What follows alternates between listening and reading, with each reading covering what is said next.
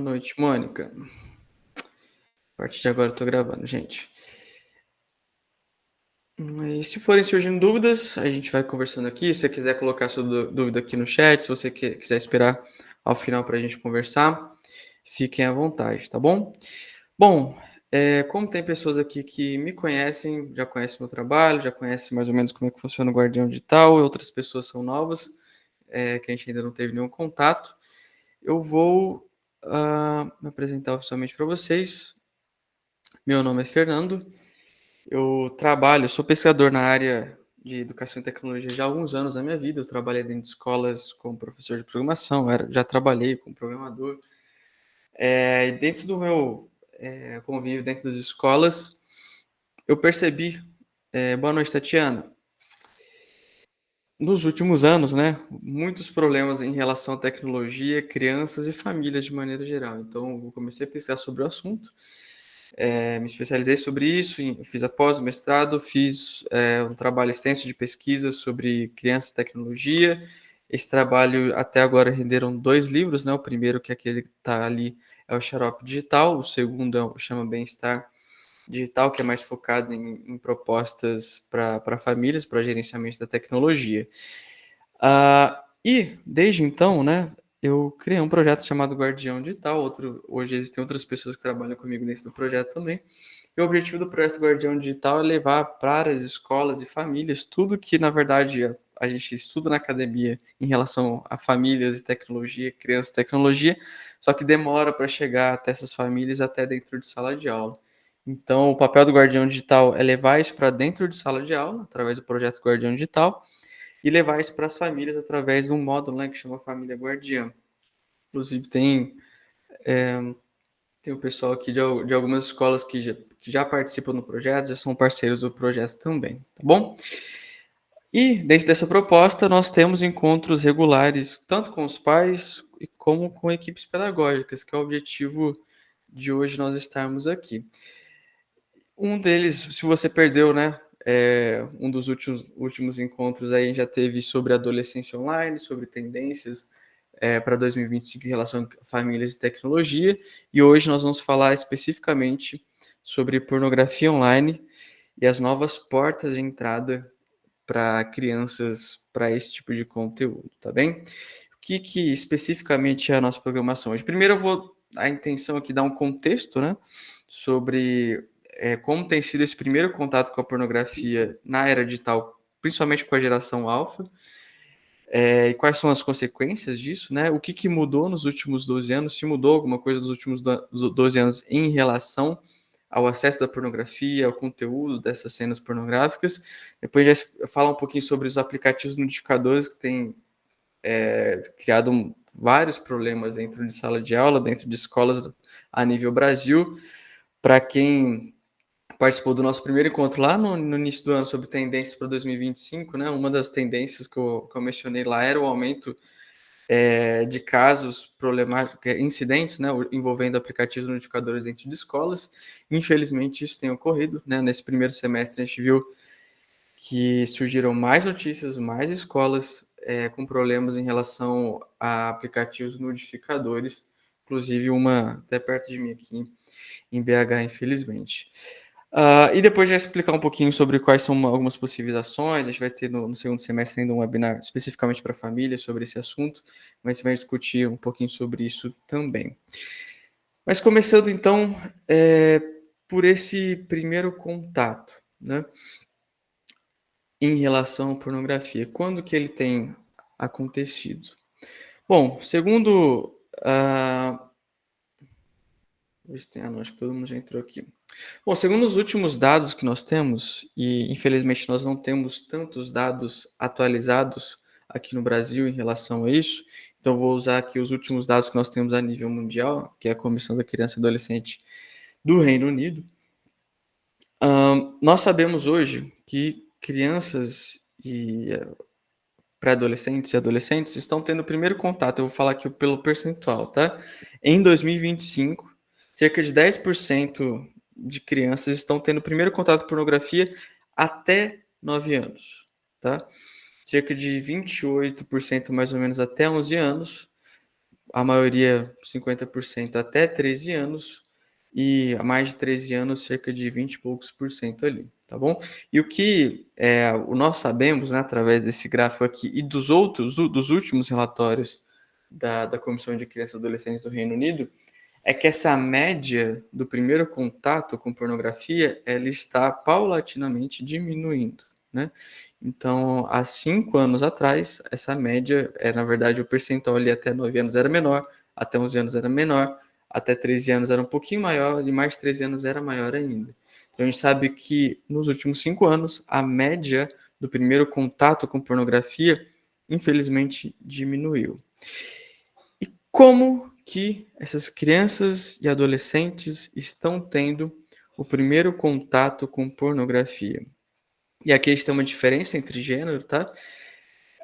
Primeiro, meninas, 43% delas dizem que o primeiro contato foi porque elas foram assistir por conta própria, procuraram isso. Meninos é um pouco maior, 56%. Que receberam esses conteúdos, mas que envolvia pessoas desconhecidas, né? 51% das meninas e 42% dos meninos. E logo no próximo slide vocês vão entendendo um porquê que existe tanta diferença aqui de gênero também. Que foi mostrado essas meninas ou meninos e envolvia pessoas desconhecidas, 47% das meninas, 44% dos meninos, que assistiu acidentalmente, né? 41%, o percentual das meninas é maior, 41%, 36% dos meninos que receberam ou mostraram e envolvia o remetente ou aquela pessoa que estava mostrando conteúdo. É quase o dobro de meninas que tiveram o primeiro contato com pornografia dessa maneira, 31% em relação a 19% dos meninos, e que receberam ou foi mostrado e envolvia pessoas conhecidas, né? 27% também quase o dobro ali, 27% das meninas e 19% dos meninos. E por que exatamente o assistir acidentalmente, né? E de receber esse conteúdo acontece mais com meninas, por conta de um fenômeno que a gente chama de cyberflashing. Eu não sei se esse termo aqui vocês conhecem ele, né? O cyberflashing. O que significa o cyberflashing? Ele acontece mais com meninas. É quando a gente recebe algum conteúdo de uma imagem íntima, algum conteúdo pornográfico de outras pessoas sem a gente ter solicitado eles. E os dados que nós temos, os últimos dados que a gente tem aqui de 2021, tá? São tanto quanto assustadores, tá? É cerca de 76% de meninas de 12 a 18%, 76% já receberam algum conteúdo íntimo não solicitado. Então, a maior parte, né, das vítimas de cyberflashing, que é assim que a gente denomina esse tipo de fenômeno, são meninas, com cerca de 76%. Tá, mas por onde esse primeiro contato com pornografia está acontecendo? Surpreendentemente, o primeiro lugar não é sites de pornografia ou plataformas de pornografia. O primeiro lugar hoje é o Twitter, por incrível que pareça. Para quem não está familiarizado ou não mexe tanto assim no Twitter, o Twitter talvez seja a plataforma que tenha menos restrição em relação a conteúdo, principalmente gráfico e pornográfico. Então, por isso que muitos pré-adolescentes e adolescentes relatam que o primeiro contato que eles tiveram com pornografia foi através do Twitter, com cerca de 41%. Acidentalmente ou intencionalmente, né? Depois vem as plataformas e os sites dedicados à pornografia, e depois vem as grandes plataformas, né, como o Instagram, o Snapchat, máquinas de pesquisa, né, tipo, como Google, Bing, outras plataformas de pesquisa. Muitos adolescentes escutam algum tipo de palavra, pré-adolescente escuta algum tipo de palavra, vai procurar e acaba vendo algum conteúdo pornográfico. TikTok é a mesma coisa, cerca de 23%, o WhatsApp vai caindo. O video chat aqui, que tem 17%, o que ele quer dizer com isso? Não é videochamada, tá? Videochat aqui, eu não sei se vocês estão familiarizados com plataformas como o Chat Roulette, não sei se vocês já ouviram falar sobre isso, mas qual que é a ideia, né? O Chat Roulette eu nem sei se ele existe mais, mas eu sei que tem outras plataformas hoje que a ideia é você entrar e conversar com pessoas aleatórias do mundo com vídeo e áudio existem diversas plataformas que fazem isso e muitas crianças e adolescentes são atraídos, né, por esse tipo de proposta, que você vai postar qualquer pessoa aleatória do mundo, e muitos adultos estão lá simplesmente para mostrar algum tipo de imagem íntima e acaba sendo o primeiro contato com muitos pré-adolescentes e adolescentes com pornografia também, de maneira quase que aleatória, e eles levam, imagina, um super susto também, porque a intenção inicial desses chats de vídeo aleatórios lá no início era você conversar com pessoas do mundo todo e ter conversas, conhecer novas culturas, mas também nessas plataformas tem pessoas que estão lá para ficarem nuas, enfim, mostrar pornografia porque eles sabem, inclusive, que tem muitos menores de idade nesses espaços. Depois vem o Reddit, que hoje vai falar um pouquinho mais adiante sobre ele, e o Facebook. O Reddit ele é menos conhecido aqui no Brasil do que o Facebook, inclusive, mas ele também tem baixas restrições a nível de conteúdo gráfico, né? Mas se a gente olhar primeiro para a indústria pornográfica, né, a nível mundial, para a gente ter um pouco da noção do quadro geral do tipo de indústria que a gente está falando aqui, se a gente pegar a principal plataforma de pornografia hoje no mundo, que é o Pornhub, ele recebe cerca de 11 bilhões de visitas, não é de usuários, né, porque seria impossível, mas 11 bilhões de visitas mensalmente. Isso significa a soma das visitas da Amazon a nível mundial, LinkedIn a nível mundial, Netflix a nível mundial, eBay a nível mundial e o Zoom. Todos eles somados não conseguem dar a plataforma Pornhub, que talvez seja a maior plataforma de pornografia online do mundo. E fica aqui uma dica para vocês, se vocês quiserem entender um pouco também sobre o cenário, né, o contexto da indústria pornográfica no mundo. Saiu, acho que foi no ano passado, esse documentário aqui que chama Money Shot, que ele explica sobre a criação do Pornhub, que é a maior plataforma de pornografia no mundo hoje. Se não me engano, foi criada acho que há 12 anos atrás. Ele conta a história da criação da plataforma, de como que aconteceu, como foram as polêmicas que foram surgindo ao longo do tempo, todo o dinheiro que eles levantaram, depois todos os crimes que ficaram sabendo que ocorriam, né, dentro da plataforma. Enfim, eu acho que é um documentário bem interessante se você quiser entender um pouco mais sobre o contexto geral da maior plataforma de pornografia do mundo e que representa muito da indústria, do que é a indústria da pornografia hoje. Mas qual é a percepção dos pais hoje em relação à pornografia? Esse ano saiu esse relatório aqui, que ele é bem interessante, também é ligado à Comissão de Crianças e Adolescentes do Reino Unido, onde eles tiveram dados bem curioso, que isso aqui é um recorte de pais de pré-adolescentes de 10 a 16 anos, tá? Em que quase 80% desses pais afirmavam que seus filhos não assistiam pornografia, porém, desses pais, metade deles, aí a pesquisa vai indo adiante, né, para até chegar nos filhos, eles descobriram que os filhos, de fato, assistiam pornografia.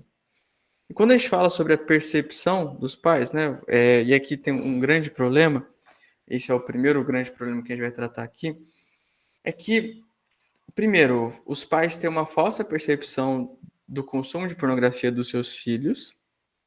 E o segundo erro é que os pais de crianças hoje na geração alfa, a referência que eles têm de pornografia, que era pornografia de 15 anos atrás, de 10, 15 anos atrás, não é a pornografia que existe hoje.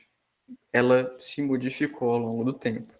Então, quando os pais têm a referência sobre pornografia, e que provavelmente é da nossa geração que teve um contato no passado, que às vezes era até na televisão, o que chama de hoje de soft porn, na televisão até altas horas, revistas, né, de ensaios sensuais, Playboy, sexo e tal, é muito diferente do que é hoje a pornografia online com qual a criança está tendo contato pela primeira vez, tá? E para vocês terem uma ideia de como a pornografia está mudando e que a pornografia hoje, que as crianças e adolescentes têm contato, não tem, tem pouco a ver com a pornografia de 10, 15 anos atrás. Nesse mesmo relatório, eles fizeram uma extensa pesquisa com quase 4.000. Eles fazem esse relatório de 5 em 5 anos, tá, gente? Então, eles fizeram uma extensa pesquisa aqui, com 4.100 cenas pornográficas na maior plataforma de pornografia no mundo, o Pornhub. E eles descobriram que, por exemplo, 45% dessas cenas envolvia algum ato de agressão. E há 5 anos atrás, há 10 anos atrás, esse número aqui ele era substancialmente menor. Então, a gente sabe que só nos últimos 10 anos, o nível, né, esse percentual de cenas que envolvem agressão nos vídeos pornográficos quase que dobrou. E por quê? Por que que isso está mudando? Por que que isso aconteceu nos últimos 10 anos? Porque existe um fenômeno chamado de dessensibilização. E para vocês entenderem um pouquinho melhor sobre o que é isso, eu vou citar aqui um psiquiatra que tem um livro bem famoso, o Dr. Norman Doidge, que tem um livro que chama O Cérebro que Transforma, e eu vou citar ele aqui para vocês entenderem onde que eu quero chegar. Ele diz o seguinte: a pornografia satisfaz todos os pré-requisitos para mudanças neuroplásticas. Quando os produtores de pornografia se orgulham de estar ultrapassando limites ao introduzir temas novos e mais pesados, o que eles não dizem é que precisam fazer isso, porque seus consumidores estão desenvolvendo tolerância ao conteúdo. E é aqui que eu queria chegar. Esse fenômeno de dessensibilização é exatamente isso. Nós sabemos, através de diversas pesquisas, que a pornografia, tanto para adultos como para crianças e pré-adolescentes e adolescentes, ela provoca esse fenômeno de dessensibilização. O que significa isso? Que quanto mais você assiste pornografia, mais tolerante você se torna aquelas cenas. E você precisa de mais estímulos, você precisa de temas mais pesados, temas mais violentos, coisas mais nichadas para você sentir o prazer que você sentia antes. Porque você está sendo dessensibilizado em relação às cenas pornográficas e você precisa aumentar o nível de estímulo para que você sinta algum tipo de prazer. E essa, na verdade, é a primeira consequência que a gente sabe que existe em relação ao consumo de pornografia, pesado, principalmente por crianças e adolescentes. Mas, para além dessas consequências, existem outras diversas consequências que nós sabemos que o consumo de pornografia cedo na nossa vida pode causar. E aqui eu estou citando um outro artigo, que é uma meta-análise com mais de 100 pesquisas sobre esse assunto que saiu esse ano, onde existe um consenso, né, sobre que a pornografia, quanto mais cedo ela é apresentada para uma criança ou adolescente, piores são as consequências no futuro, porque a gente começa a criar expectativas distorcidas sobre o sexo, que ele tem mais relação com contato físico, casual, do que seja relacional, emocional. Crianças e adolescentes que têm contato com pornografia muito cedo têm uma tendência maior a longo prazo de ter dificuldades nos seus relacionamentos no futuro. Nós sabemos que crianças e adolescentes que consomem pornografia muito cedo têm comportamentos mais agressivos nos seus relacionamentos. Tem uma série de consequências, na verdade, muito sérias para essas crianças e adolescentes no seu futuro. E uma das consequências que a gente já vê hoje, e está nesse artigo, nessa meta-análise, que eu acredito ser muito preocupante, porque quando a gente fala que existe uma perversão sobre a expectativa do que é o sexo na mente dessas crianças muito cedo, esse aqui é um exemplo do que eu estou falando, tá? Então, eles estão citando uma das pesquisas aqui nessa meta-análise, em que era uma pesquisa mais extensiva, que eles estavam fazendo um questionário qualitativo com meninos, primeiro respondendo, que eles descobriram que 47% dos meninos que estavam sendo pesquisados diziam que, na opinião deles, as meninas esperavam que o sexo envolvesse algum tipo de agressão física, tá? sendo que e depois eles vão detalhando lá, por exemplo, sufocamento para eles é algo que as meninas esperam que aconteça no ato sexual. E aí depois eles fazem esse desdobramento ali para e inclusive as meninas têm uma opinião até 37% ali, a tem a mesma opinião com que os meninos. Isso aqui é um exemplo do que eu acabei de explicar para vocês, do que é quando eu chamo de perversão em relação às expectativas, né, sobre o que é o sexo, principalmente quando a gente está falando que ah, cada vez mais as cenas de sexo e a pornografia online com que a geração alfa está tendo contato, que tem pouco a ver com o que era pornografia há 15 anos atrás, tem tido esse resultado, né? E por que que isso na verdade acontece? Porque a pornografia, ela e dentro dessas plataformas, né, de pornografia dedicadas a isso, ela tem uma dinâmica muito parecida com as redes sociais, com os seus algoritmos. Então, da mesma forma que o Instagram, o Facebook está ativamente procurando maneiras de você ficar passar mais tempo nesses espaços, as grandes plataformas de pornografia também estão procurando a mesma coisa. E da mesma maneira que o algoritmo, né, do Instagram, ele vai entendendo qual que é o nosso desejo, qual que é o nosso gosto, o que que a gente quer, ele vai nos servindo então de conteúdo que vai nos agradar e que a gente passe mais tempo lá. A mesma coisa acontece nas grandes plataformas de pornografia.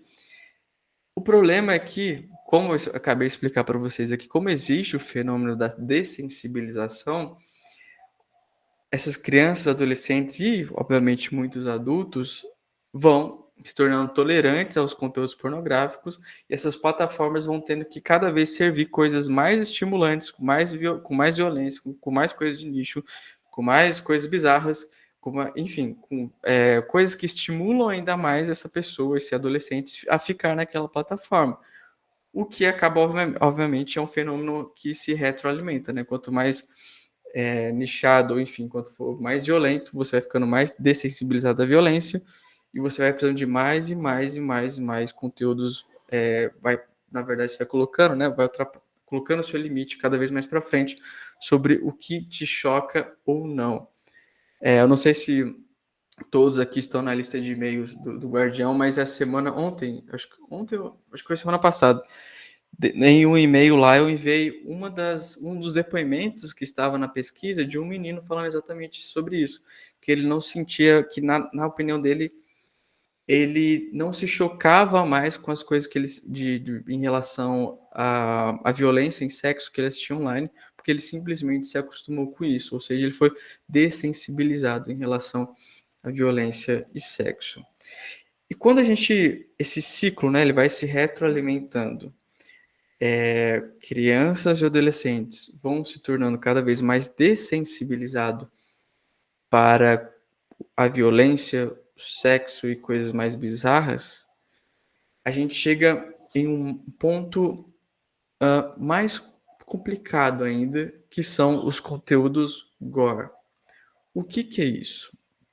Conteúdos gore, eu não sei se todos aqui estão familiarizados com esse tipo de palavreado, né? O gore basicamente significa conteúdos que envolvem violência extrema, tá?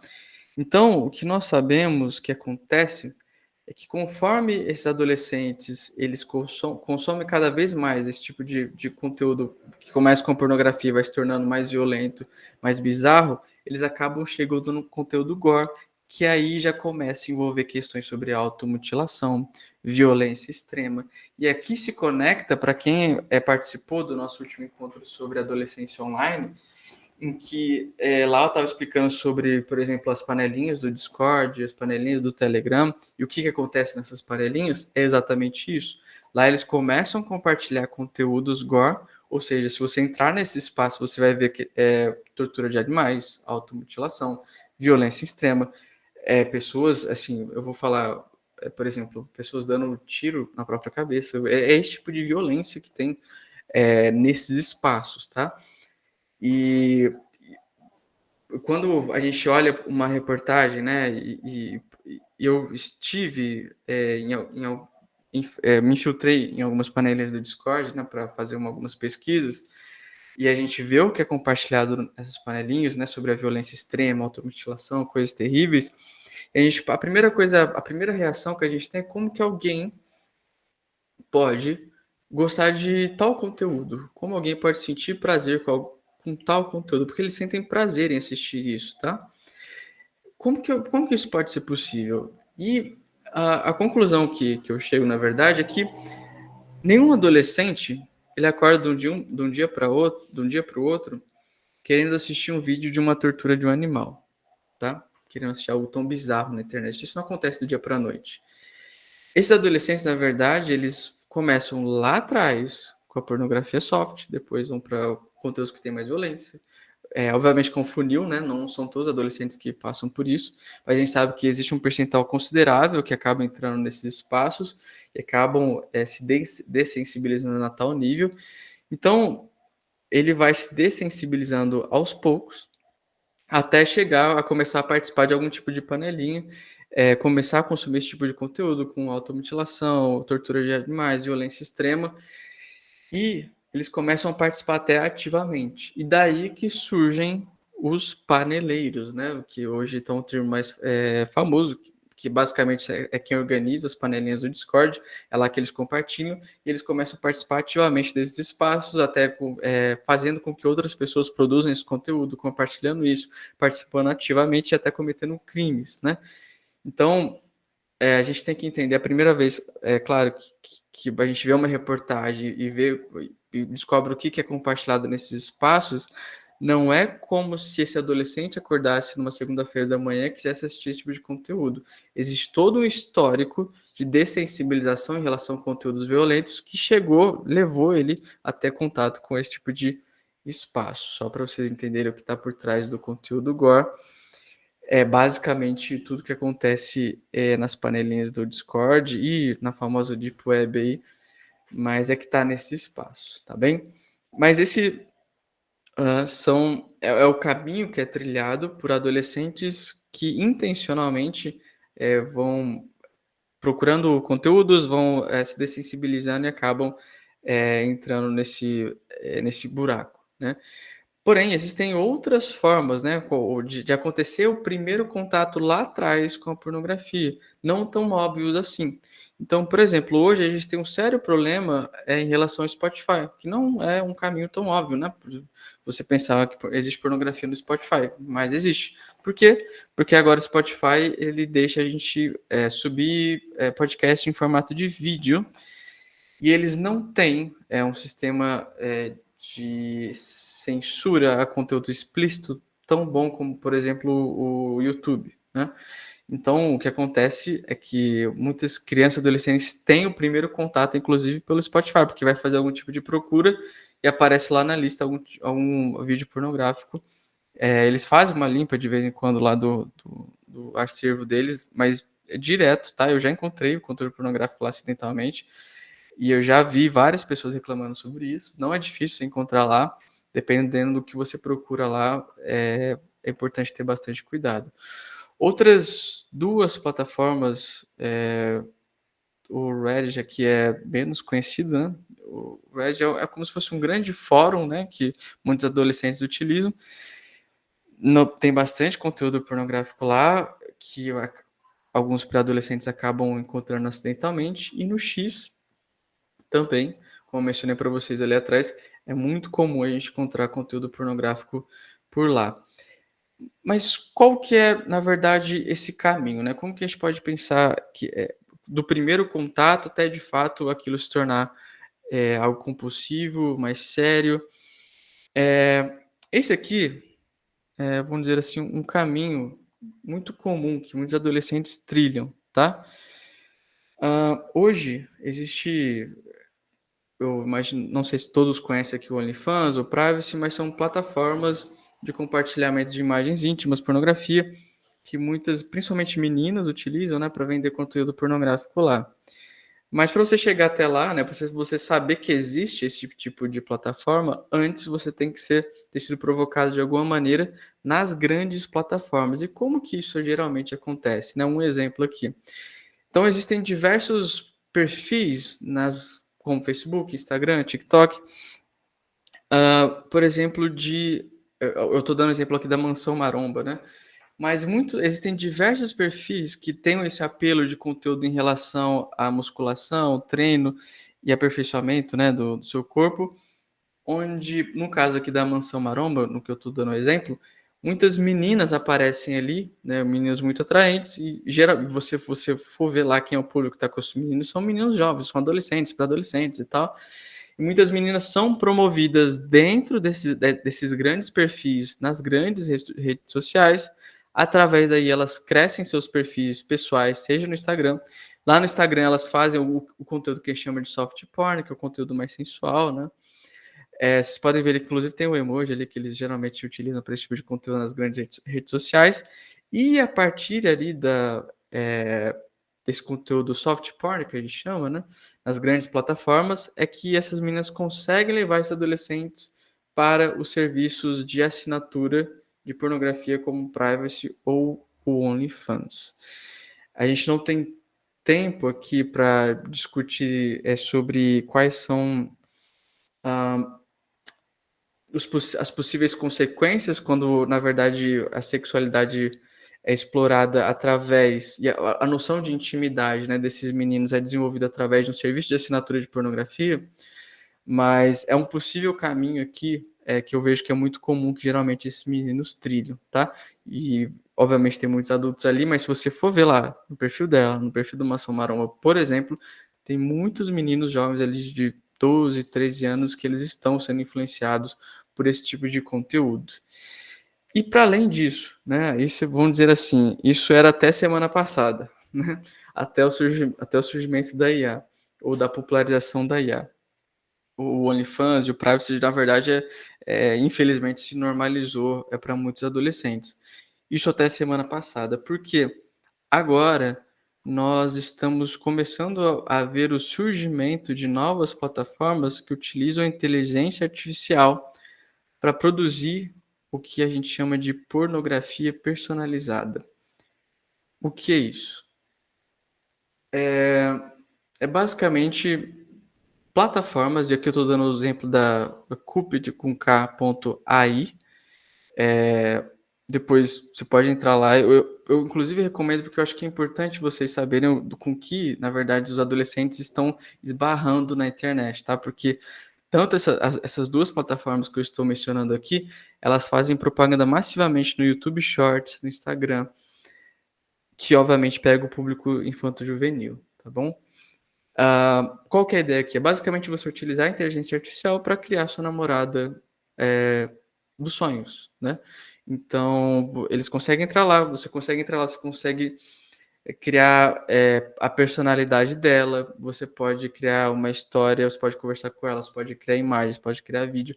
E ela, de fato, né, pelo que eu vi lá na plataforma, você consegue criar, entre aspas, uma namorada única, porque são tantas variáveis que você está escolhendo ali, você está criando a sua namorada dos sonhos perfeita, que sempre vai falar assim para você, e é assim, né? E geralmente essas plataformas, inclusive, eu acho isso curioso, que elas dizem no seu marketing que é para ajudar esses adolescentes a terem o primeiro relacionamento.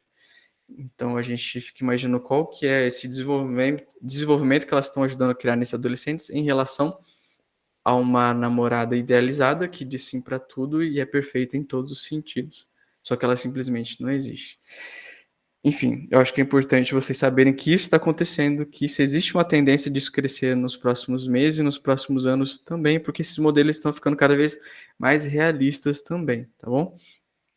Tá, mas quais que são os sinais de vício que a gente pode olhar para esses adolescentes e saber que existe algo de errado acontecendo, né? Para além do uso excessivo de tela, que geralmente é o primeiro o sintoma, né? Mas o uso excessivo de tela pode ter outras coisas, pode ter várias outras coisas envolvidas também. E aqui eu estou citando um outro artigo, né? Que deixa claro ali alguns sintomas de, entre aspas, vício ou compulsão por pornografia por adolescentes.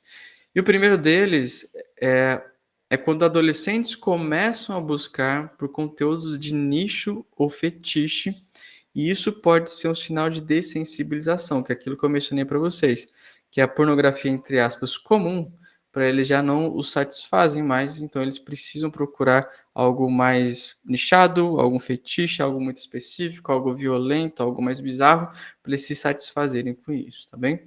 Segundo, apresentar um comportamento de risco para acessar pornografia, como assistir na escola, por exemplo. Então, se assistir pornografia na escola é porque você simplesmente já está acostumado a assistir na sua casa o tempo todo, então você precisa elevar o nível de estímulo, incorrer um risco em relação a assistir pornografia, porque simplesmente assistir a pornografia, entre aspas, comum, já não o satisfaz mais.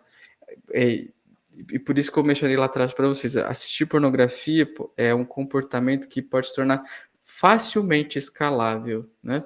Por isso que é por conta da dessensibilização.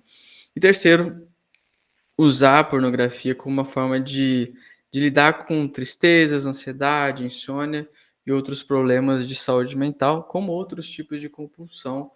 No caso, a pornografia é a mesma coisa. Segundo esse artigo que eu estou citando aqui, eles calculam que cerca de 5 a 10% dos adolescentes podem já estar nesse estágio, né? Eles não estarão, eles já estão nesse estágio.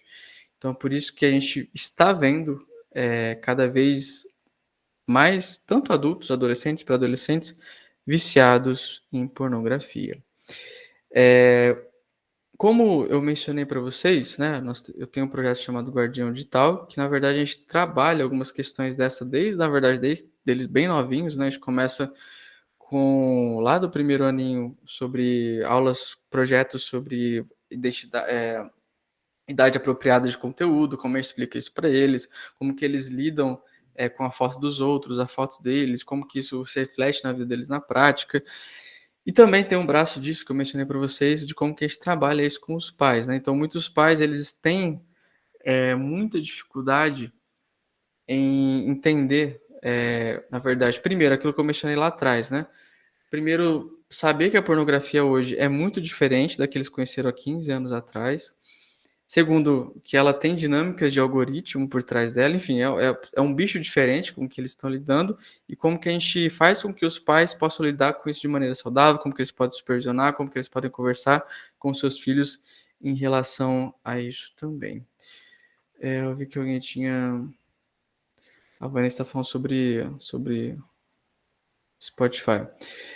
Eu vou mostrar para vocês, antes da gente continuar aqui, só um pequeno vídeo aqui para vocês entenderem o que é o projeto na prática ali dentro de sala de aula. Depois eu retorno aqui para continuar com o nosso conteúdo. Se tiver sem som, vocês me avisam. Esse aqui é o projeto acontecendo na prática dentro de uma escola em BH.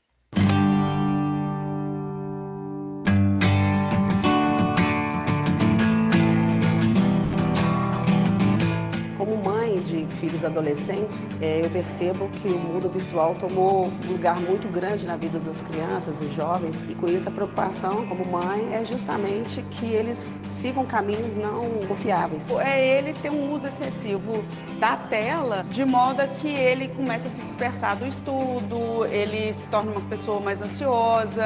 É extremamente importante que a escola invista em iniciativas como o Projeto Guardião Digital, porque assim, eu percebo que basta só a fala do pai e da mãe para poder convencer o filho de alguma realidade. É necessário que outras pessoas, utilizando outros tipos de linguagem, falem.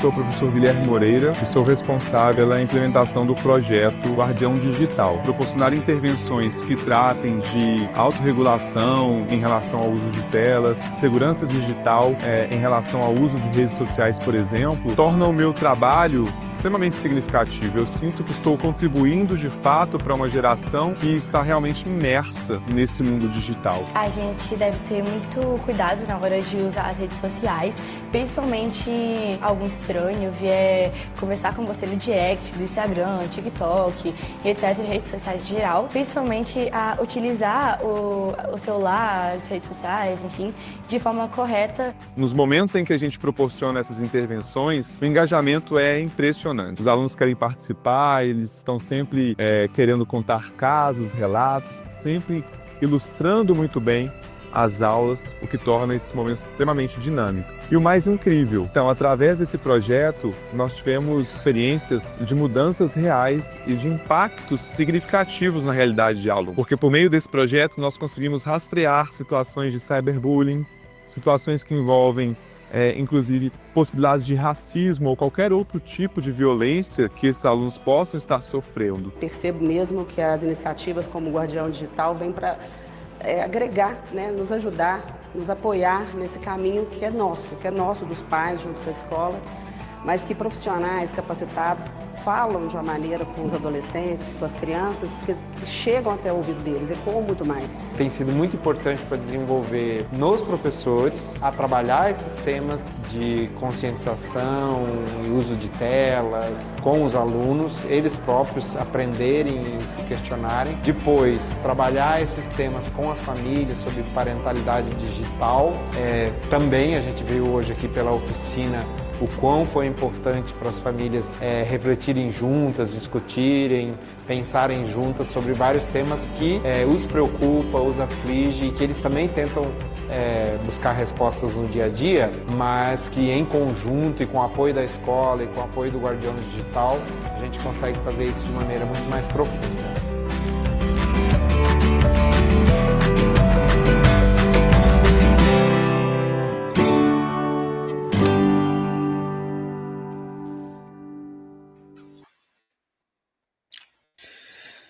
Então esse é o projeto acontecendo na prática ali, um pouquinho para vocês saberem como ele funciona. Deixa eu voltar para minha tela aqui.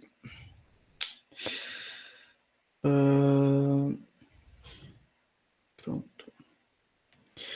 Depois, se vocês quiserem saber mais como é que funciona o projeto, depois é só mandar mensagem para vocês entenderem como que a gente trabalha com as famílias, com as crianças também. Bom, caminhando, nosso próximo tópico aqui é o que eu expliquei lá atrás, que infelizmente é uma das tensões que a gente tem vivido hoje dentro das escolas, que são os aplicativos nudificadores, né, o Nudify Apps. Eles, inclusive, a gente está vivendo um caso bem polêmico aqui em BH sobre, enfim, um colégio que teve uma série de problemas em relação a aplicativos notificadores. Parece que desde o ano passado estava acontecendo e agora, enfim, tem polícia envolvida. Infelizmente, né, para quem assistiu o primeiro workshop que a gente teve no ano, né, sobre tendências para 2025 em criança e tecnologia, sabia que isso era uma tendência forte. Infelizmente, isso vai continuar crescendo, porque a gente sabe, segundo os últimos dados que nós temos aqui, que o número de pessoas, isso incluindo adultos e crianças, procurando por como simplesmente tirar a roupa de pessoas com inteligência artificial, está crescendo no Google. Então, isso significa que isso vai continuar crescendo nos próximos anos. E um outro fator disso, inclusive se você procurar aí no Google agora, se qualquer criança procurar agora no Google aí, sobre aplicativos que tiram a roupa das pessoas, né? Então, há 3 anos atrás, 4 anos atrás, para você fazer esse tipo de coisa, você precisava ter bem mais conhecimento tecnológico. Você precisava, por exemplo, falar inglês o mínimo, saber um pouco de programação, até você de fato chegar nas ferramentas necessárias para você fazer esse tipo de coisa, né? Nudificar as pessoas através de inteligência artificial. Hoje é simplesmente o seu aluno, o seu filho vai lá pesquisar no Google, já tem uma lista lá de 12 melhores aplicativos para remoção de roupas com IA. E está tão fácil, isso eu tô falando, eu falei disso há 6 meses atrás, né? Isso se tornou mais fácil ainda. Porque um exemplo que eu vou dar para vocês aqui, que é de um aplicativo que chama Nude App, ele... E você pode procurar depois, tá? Você consegue acessar ele, qualquer criança e adolescente pode acessar ele. Você simplesmente entra lá, você fala, dá esse aceite nesses termos aqui, mequetrefes deles, falando que você tem mais de 18 anos, que você não vai usar fotos de outras pessoas sem permissão delas. A gente sabe que isso na prática não tem acontecido, né? Inclusive, nesse último caso, o que estava acontecendo aqui, meninas estavam postando fotos nas redes sociais, de biquíni ou algo semelhante. Os meninos iam lá, pegavam foto, utilizavam esse aplicativo aqui para notificar elas, depois postar nos grupos de WhatsApp que eles tinham compartilhados. E o que é mais grave, eles chegaram até vender essas imagens para outras pessoas. Por isso que se tornou, inclusive, um caso de polícia, que a Polícia Civil aqui de Minas Gerais está investigando sobre isso. Então, eles chegaram até vender imagens das colegas de classe que eles notificaram nesse aplicativo. É isso que está acontecendo, tá? E você entra nesse aplicativo aqui, você já ganha 5 fotos gratuitamente, que você pode tirar a roupa da pessoa que está lá. Então, se tornou fácil desta maneira, tá? Então, qualquer pessoa com acesso à internet que coloca o clique aceito ali vai ganhar 5 fotos que ela pode tirar foto a roupa de qualquer outra pessoa. É basicamente isso que está acontecendo. E é por isso que a gente vai ter cada vez mais problemas, infelizmente, dentro de sala de aula em relação a isso. E se a gente olhar especificamente, né, o público de adolescentes, eu estou fazendo um recorte aqui de 13 a 18 anos, a gente vai ver que 26% deles já tiveram contato, isso em 2024, no final do ano passado, com algum tipo de fake nude, seja de um conhecido ou de algum tipo de celebridade. E isso dobrou de 2023 para 2024, tá? Então, provavelmente, agora no final de 2025, a gente vai ver esse número ainda maior. Então, 1/4 de adolescentes, 13 a 18 anos, já tiveram contato com esse tipo de imagem na internet. Sendo que, você ser um jovem de 16 a 24 anos, você tem 2 vezes mais propensão de ser exposto a esse tipo de material online, do que se você fosse mais velho do que essa faixa etária. Então, jovens são mais expostos a esse tipo de conteúdo na internet, e crianças e adolescentes com necessidades especiais também são 2 vezes mais propensos do que outras crianças. Infelizmente, as meninas estão sendo desproporcionalmente vítimas desse tipo de aplicativo, né? Existe uma discussão, na verdade, para saber exatamente o porquê, mas um dos fatores é porque, basicamente, esses modelos de IA, existe toda uma economia de fake nudes no mundo hoje, tá? De aplicativos, do machine learning que está atrás desses aplicativos, como no DayApp, que é o exemplo que eu dei aqui. Existe toda uma economia por trás disso. Então, essas inteligências artificiais, elas foram treinadas nos conteúdos pornográficos que já existem na internet, que é majoritariamente mais feminino. Então, é por isso. E aí, inclusive, a maior parte dessas ferramentas, elas nem funcionam para homens, né? Para tirar roupa de homens, fazer o fake nude de um homem. Geralmente elas funcionam mais para mulheres. Então, elas são mais treinadas para mulheres, e por isso que 99%, segundo o último relatório da Internet Matters, era de meninas sendo vítimas desse tipo de episódio, infelizmente, né? Então, quando a gente olha para todo esse cenário, caminho já agora para as famílias, né? O que a gente tem trabalhado com as famílias, né? Dentro do Guardião, com outras ferramentas que a gente utiliza, mas só para vocês entenderem, né? A gente, dentro do Família Guardiã, agora já a partir do segundo semestre, já começar a preparar as famílias para lidar com esse tipo de dilema, né? Em relação de fake e pornografia. A gente vai ter um mini curso também no segundo semestre. A gente sempre indica para essas famílias que é melhor elas serem proativas em relação à pornografia online, tá? Porque a gente sabe que cerca de, por exemplo, 50% de crianças pré-adolescentes, adolescentes já com 13 anos de idade, já tiveram contato com pornografia. Então, se seu filho tem 13 anos, existe 50% de chance de já ter tido contato com pornografia. Então, quanto mais proativo a gente preparar essas famílias a serem em relação a esse assunto, é melhor do que serem simplesmente reativos do que acontece depois que os filhos começam a consumir esse tipo de conteúdo e os pais reagem, né, a esse tipo de consumo, inclusive que pode se tornar até uma compulsão mais tarde.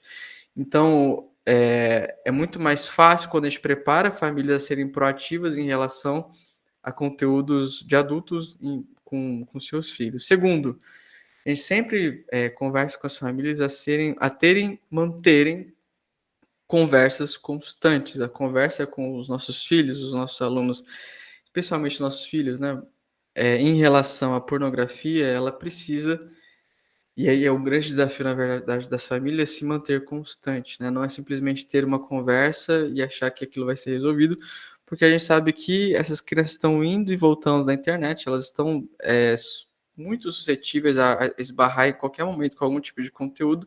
Então, essa conversa sobre esse tipo de conteúdo precisa se manter muito atualizada. Na verdade, ela precisa continuar, né? A gente não pode nunca achar que uma conversa vai ser suficiente para resolver esse tipo de questão.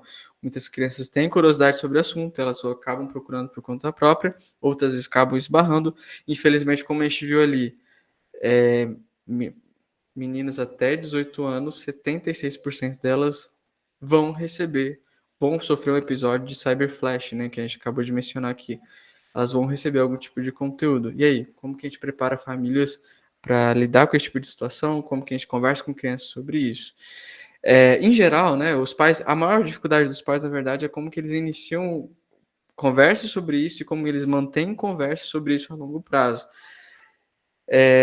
No webinar que a gente vai ter lá no segundo semestre, a gente vai trabalhar diversas questões sobre como que a gente utiliza gatilhos iniciais ali para começar a conversa sobre esse assunto e manter conversa sobre isso, que vão desde fazer com que os pais entendam como que os seus filhos se comportam online, por que eles consomem, o que eles consomem, e se tornar, na verdade, os pais, ajudar os pais a criarem um relacionamento de confiança no que os seus filhos fazem online, do que simplesmente serem punitivos, né, e ser o pai helicóptero ali para saber o que exatamente o filho está consumindo, porque a gente sabe que, como mencionei para vocês, eles estão constantemente tendo contato, então dificilmente o seu filho ou sua filha vai sair imune completamente sem ter nenhum tipo de contato com pornografia online. Infelizmente, essa é a realidade, por isso que a gente precisa preparar as famílias para serem mais proativas. Aqui eu estou dando alguns exemplos, né, de gatilhos para início de conversa, mas é algo que a gente vai trabalhar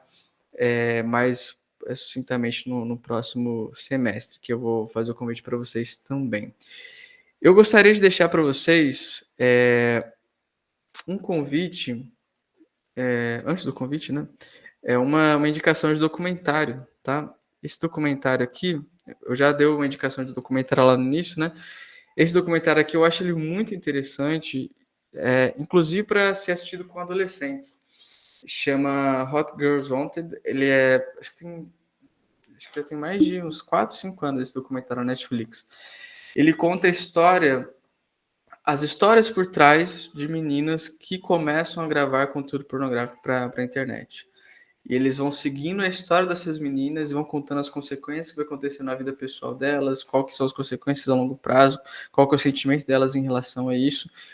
Como que as plataformas online entram nesse jogo é muito, muito interessante. Recomendo muito que vocês assistam. E se você conseguir assistir com um adolescente, é melhor ainda, né? Porque ele realmente mostra o que acontece por trás. Ele, inclusive, ganhou no Festival de Sundance no ano que ele foi lançado. Ele mostra o que acontece por trás da indústria pornográfica, que, na verdade, são meninas, né? De verdade ali, que estão ali por trás, quais são as consequências para a vida real delas também, tá bom? E o convite que eu gostaria de fazer para vocês, antes de eu ler as perguntas aqui, e os seus comentários, é que no segundo semestre a gente vai ter um webinar especificamente sobre esse assunto, tá? Sobre pornografia para famílias, isso aqui é mais para equipes pedagógicas. A gente vai ter um mini curso sobre isso também. E se você tiver interesse que a sua escola participe, se você quer participar de alguma maneira, me manda uma mensagem lá. Se você chegou aqui, eu te mandei uma mensagem em algum momento no WhatsApp. Me manda uma mensagem lá para você saber como que funciona, como que vocês podem participar. Eu indico que vocês assistam lá também, tá bom? Se vocês quiserem saber, gente, mais sobre o projeto Guardião, esse aqui é o Instagram, tá? guardião.digital. Vocês podem acessar lá, curtir e acompanhar o nosso trabalho. Vamos ver. Temos 2 comentários aqui da Vanessa. Pessoal, se vocês quiserem comentar alguma coisa em áudio agora, podem falar, podem abrir o microfone que a gente troca uma conversa, tá bom? A Vanessa Squassone diz o seguinte: sim, no Spotify tem playlist de funk, aqui, ó, eletrônica com opção de assistir aos vídeos completos com software explícito para quem quiser ver sem nenhuma restrição de idade ou perfil. Sim, e o Spotify não é algo tão óbvio, né? Eu acho que passa meio que desapercebido na maior parte dos educadores de pais que ele tem esse tipo de conteúdo. Mas infelizmente ele tem, né, Vanessa? Como a gente viu ali, quando não é o soft porn, é conteúdo de fato pornográfico. E o Enio diz o seguinte: a única possibilidade de não vermos isso acontecer na escola é proibirmos terminantemente o uso do celular em todo o período escolar. Vejo que isso se torna absolutamente necessário. Essa é uma questão. Agora já tem a lei federal, né? Sobre proibição do celular. Mas nós podemos proibir o consumo desse tipo de material ali dentro de escola, mas isso não vai coibir o comportamento dessas crianças, desses adolescentes, dessas crianças em casa. Porque ainda assim, eles estando viciados nesse conteúdo, eles podem entrar pelo aquele buraco que eu expliquei para vocês sobre conteúdos gore e se tornarem compulsivos e começarem a consumir esse tipo de conteúdo que vai gerar tremendas consequências no futuro para eles e no presente, no relacionamento da escola, no relacionamento com os seus pais. E da mesma maneira, eles vão levar essas crianças, vai levar essas crianças também a produzirem conteúdo de deepfake, como já está acontecendo nas escolas. Essas crianças que estão produzindo deepfake, elas não fizeram isso dentro da escola. Elas pegaram essas imagens das redes sociais de outros colegas de sala fora da escola, fora do período escolar, fizeram essas imagens e mesmo fizeram essas imagens, virou caso de polícia, e mesmo assim esses casos estão invadindo os corredores escolares. Então, a minha percepção, né, é que infelizmente a tecnologia hoje ela é desenhada para invadir as nossas vidas, né?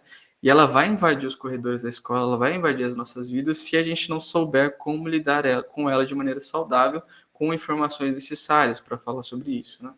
Então não adianta a gente pode resolver algumas questões proibindo o uso do celular ali dentro de sala de aula, porém a gente não vai conseguir coibir eles 100% do tempo ficarem longe do celular e eles vão continuar produzindo isso, vão continuar consumindo isso e terão consequências da mesma maneira, tá? Infelizmente. O Marcelo diz... pessoal, vou parar a gravação aqui.